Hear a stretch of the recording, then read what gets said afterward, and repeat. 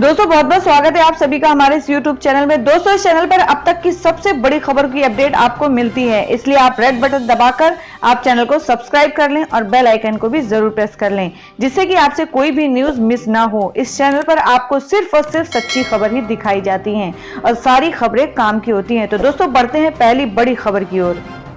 यहाँ दोस्तों अगली बड़ी खबर है कि गिरफ्तार जैश ए मोहम्मद के आतंकियों की देर रात हुई पेशी, 10 दिन की रिमांड पर भेजा गया।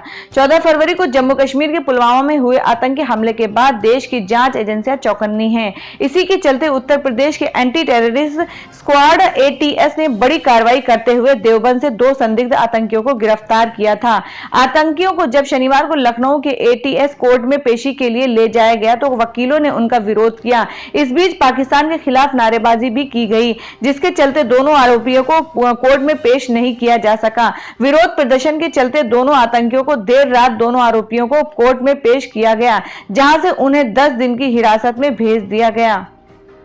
उत्तर प्रदेश की ATS ने देवबंद में छापेमारी कर जैश ए मोहम्मद के आतंकी शाहनवाज हुसैन तेली और आकिब अहमद को गिरफ्तार किया है। उत्तर प्रदेश के DGP ने प्रेस कॉन्फ्रेंस कर बताया कि मेरठ के देवबंद में छापेमारी के दौरान जैश के 2 आतंकी पकड़े गए। छापेमारी के दौरान दोनों आतंकी के पास से 32 बोर का पिस्टल, 30 कारतूस, कुछ फोटो और वीडियो मिले हैं। शाहनवाज ग्रेनेड बनाने में माहिर है। दोनों 30 से 32 साल के हैं। उन्होंने कहा शाहनवाज हुसैन कश्मीर के कुलगाम और आकिब पुलवामा का रहने वाला है। शाहनवाज हुसैन यहाँ के लोगों को आतंकवादी संगठन में भर्ती कराता है।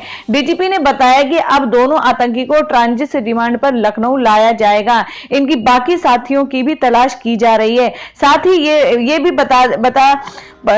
ये भी पता लगाया जाएगा कि अभी तक शाहनवाज हुसैन कितने लोगों को आतंकवादी संगठन में भर्ती कराया है। DGP ने आगे कहा जैश ए मोहम्मद का आतंकी शाहनवाज हुसैन तेली काफी शातिर है और उसे ग्रेनेड बनाने में भी महारत हासिल है। ये दोनों देवबंद में बिना एडमिशन के रह रहे थे।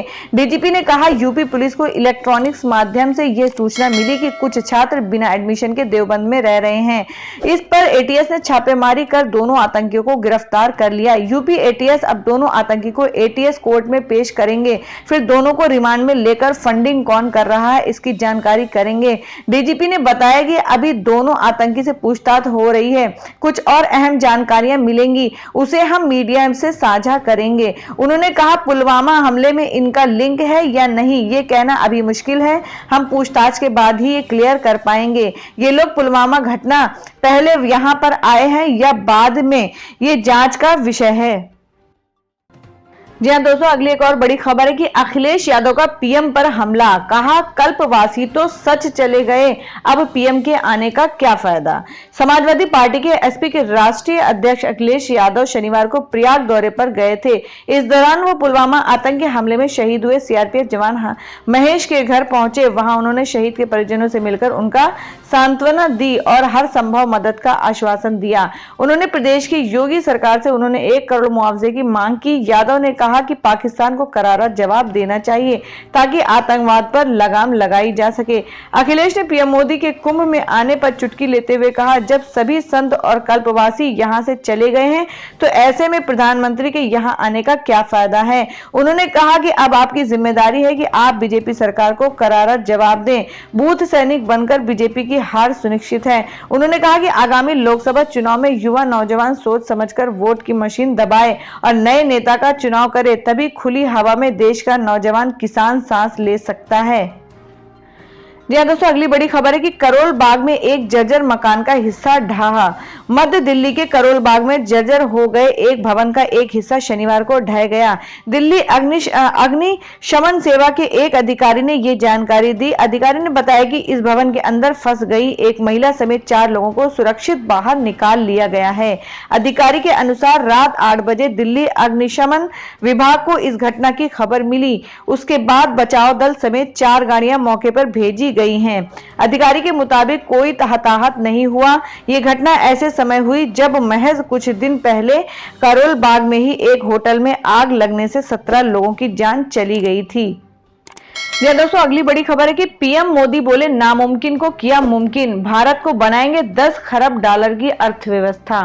प्रधानमंत्री नरेंद्र मोदी ने ग्लोबल बिजनेस समिट में भारत की अर्थव्यवस्था को लेकर बड़ा बयान दिया है। नया भारत बनाने के जोर के साथ ही प्रधानमंत्री नरेंद्र मोदी ने कहा कि उनकी सरकार भारत को 10 खरब डॉलर की अर्थव्यवस्था बनाने पर काम कर रही है। एक कार्यक्रम को संबोधित करते हुए मोदी ने कहा कि हमने 2014 के बाद से व्यापार करने के लिए देशवासियों के सहयोग से कई नामुमकिन कामों को मुमकिन करके दिखाया। मोदी ने कहा कि 2014 से पहले कहा जाता था कि भारत की ease of doing business ranking को सुधारना नामुमकिन है, लेकिन आज भारत देश की छठी सबसे बड़ी अर्थव्यवस्था है। ग्लोबल कॉम्पिटिटिव इंडेक्स में भारत 2013 में 65वें स्थान पर था, जो आज 2017 पर 14वें स्थान पर पहुंच गया। भारत की करीब सभी अंतर्राष्ट्रीय रैंकिंग और सूचकांकों में महत्वपूर्ण बदलाव हुए हैं। मोदी ने कहा कि 2014 में औसत विकास दर 5% हुआ करता था और महंगाई औसतन 10% हुआ करती थी, लेकिन 2014 से लेकर 2019 में औसत विकास दर 7% रही।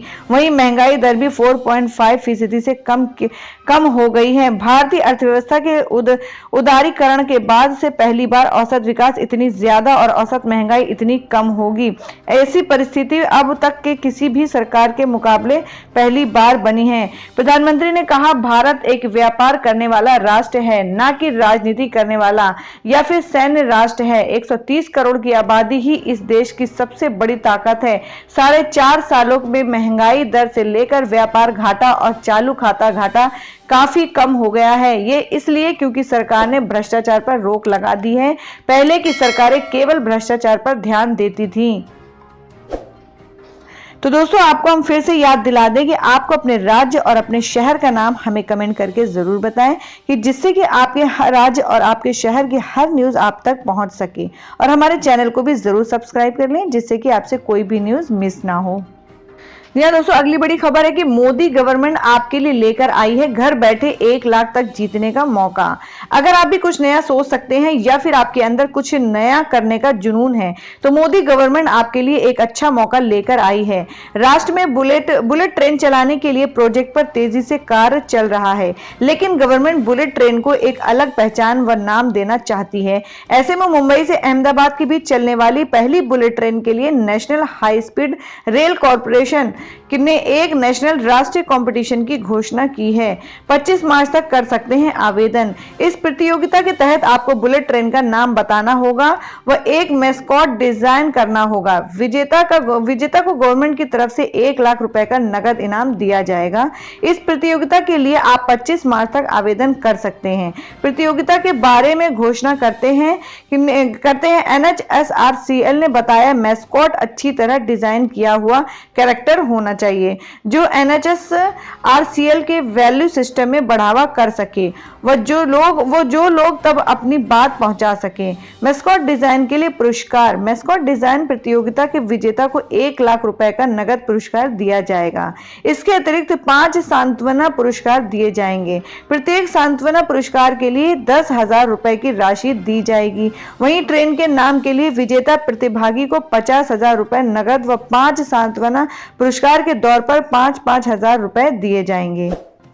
जी दोस्तों, अगली बड़ी खबर है कि पेट्रोल और डीजल के दाम में वृद्धि का सिलसिला जारी। पेट्रोल और डीजल के दाम में शनिवार को लगातार तीसरे दिन वृद्धि का सिलसिला जारी रहा। पेट्रोल के दाम में 6 पैसे प्रति लीटर की वृद्धि दर्ज की गई। डीजल के भाव दिल्ली, कोलकाता और चेन्नई में 7 पैसे, जबकि मुंबई में 8 पैसे प्रति लीटर बढ़ गए हैं।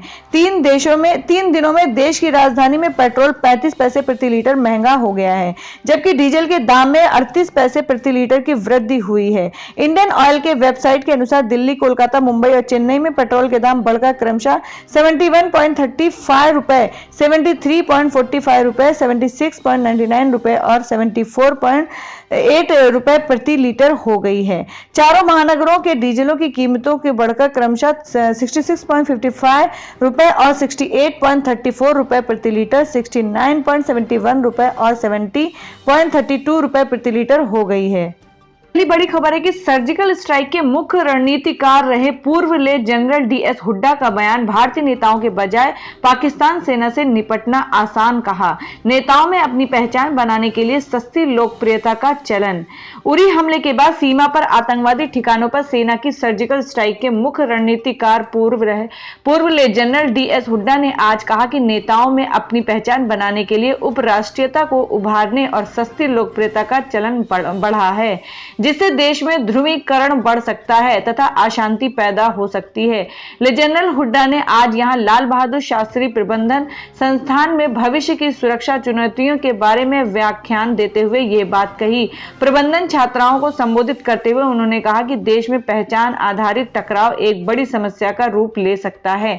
नेताओं की क्षेत्रीयता और सस्ती लोकप्रियता का चलन बढ़ा है, जिससे ध्रुवीकरण बढ़ सकता है और अशांति फैल सकती है। इसे बड़ी समस्या बताते हुए उन्होंने व्यंग्य किया कि इनसे नेताओं को निपटने के बजाय पाकिस्तानी सेना से निपटना आसान है।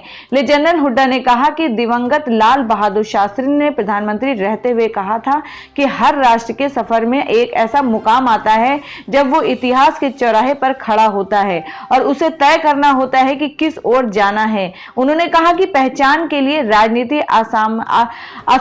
असमानता, आर्थिक परेशानियों, जलवायु परिवर्तन, सोशल मीडिया और प्रौद्योगिकी से जुड़े खतरे देश के लिए बड़ी चुनौतियां हैं। देश ऐसे मुकाम पर है जहां से हमें तय करना है कि हमें किधर जाना है। इन समस्याओं का समाधान सुशासन से किया जा सकता है। उन्होंने कहा कि देश का भविष्य उज्जवल है, लेकिन इन समस्याओं के चलते अनिश्चितता भी बनी हुई है। वो एक बार निश्चित तौर पर कह सकते हैं कि युवा इसमें बदलाव ला सकते हैं, लेकिन उन्हें तय करना है कि वे समावेशी भारत चाहते हैं या अलग अलग धाराओं में बटा देश चाहते हैं।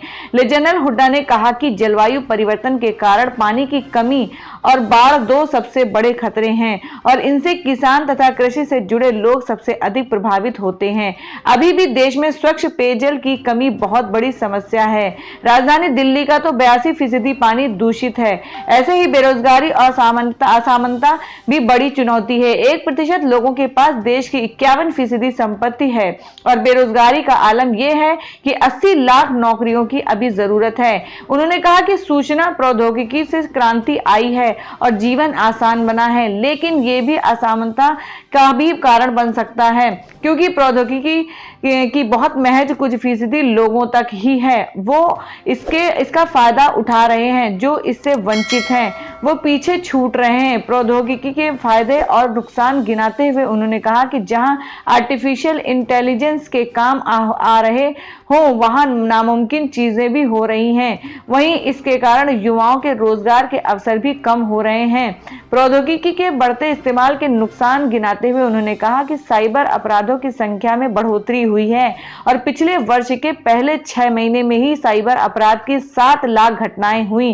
सोशल मीडिया के दुरुपयोग का जिक्र करते हुए उन्होंने कहा कि इससे समाज में विभाजन पैदा किया जा रहा है। लोगों को, विशेष रूप से युवाओं का विशेष विचारधारा की ओर आकर्षित किया जा रहा है, जिससे समाज का ताना बाना टूट रहा है। 2.5 वर्ष पहले कश्मीर में से सेना के साथ मुठभेड़ में मारे गए आतंकवादी बुरहान वानी का उदाहरण देते हुए उन्होंने कहा कि वो सोशल मीडिया की ही देन था। जनरल हुड्डा ने एक प्रस्तुति के माध्यम से छात्रों को सियाचिन, लेह और लद्दाख जैसे दुर्गम इलाकों में तैनात सैनिकों के कठिन जीवन, उनके साहस और कर्तव्य परायणता तथा देश के लिए मर मिटने वाले जज्बे से अवगत कराया है।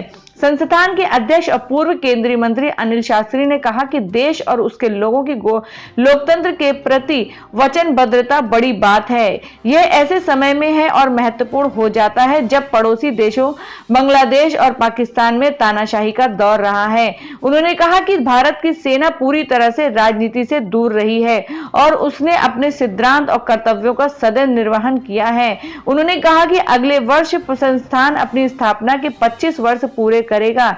इसे देखते हुए पूरे वर्ष विभिन्न कार्यक्रमों का आयोजन किया जाएगा।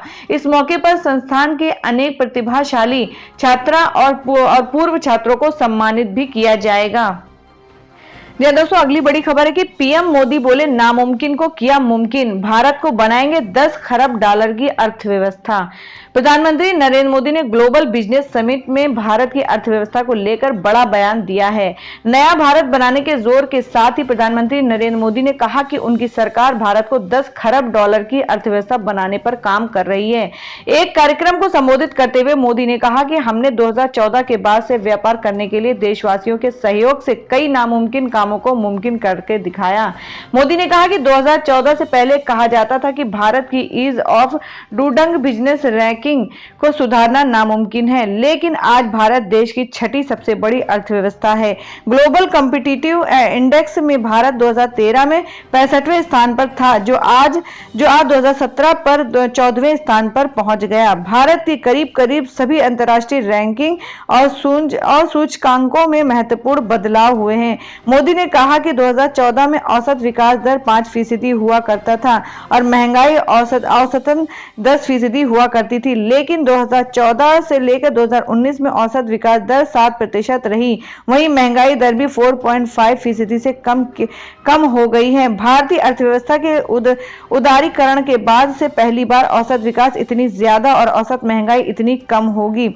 ऐसी परिस्थिति अब तक के किसी भी सरकार के मुकाबले पहली बार बनी है। प्रधानमंत्री ने कहा, भारत एक व्यापार करने वाला राष्ट्र है, ना कि राजनीति करने वाला या फिर सैन्य राष्ट्र है। 130 करोड़ की आबादी ही इस देश की सबसे बड़ी ताकत है। 4.5 सालों में महंगाई दर से लेकर व्यापार घाटा और चालू खाता घाटा काफी कम हो गया है। ये इसलिए क्योंकि सरकार ने भ्रष्टाचार पर रोक लगा दी है। पहले की सरकारें केवल भ्रष्टाचार पर ध्यान देती थीं। यह दोस्तों, अगली बड़ी खबर है कि पेट्रोल और डीजल के दाम में वृद्धि का सिलसिला जारी। पेट्रोल और डीजल के दाम में शनिवार को लगातार तीसरे दिन वृद्धि का सिलसिला जारी रहा। पेट्रोल के दाम में 6 पैसे प्रति लीटर की वृद्धि दर्ज की गई। डीजल के भाव दिल्ली, कोलकाता और चेन्नई में 7 पैसे जबकि मुंबई में 8 पैसे प्रति लीटर बढ़ गए हैं। 3 दिनों में देश की राजधानी में पेट्रोल 35 पैसे प्रति लीटर महंगा हो गया है, जबकि डीजल के दाम में 38 पैसे प्रति लीटर की वृद्धि हुई है। इंडियन ऑयल के वेबसाइट के अनुसार दिल्ली, कोलकाता, मुंबई और चेन्नई में पेट्रोल के दाम बढ़कर क्रमशः 71.35 रुपए, 73.45 रुपए, 76.99 रुपए और 74.8 रुपए प्रति लीटर हो गई है। चारों महानगरों के डीजलों की कीमतों के बढ़कर क्रमशः 66.55 रुपए और 68.34 रुपए प्रति लीटर, 69.71 रुपए और 70.32 रुपए प्रति लीटर हो गई है। तो दोस्तों, इसी तरह से हर खबरों की जानकारी के लिए हमारे चैनल को सब्सक्राइब जरूर कर लें और कमेंट करके जरूर बताएं कि आप किस शहर और किस राज्य से हैं, ताकि हम आपके राज्य और आपके शहर और पूरे देश की न्यूज़ आप तक पहुंचा सकें। और दोस्तों, आपको हमारा न्यूज़ देखने के लिए बहुत बहुत धन्यवाद।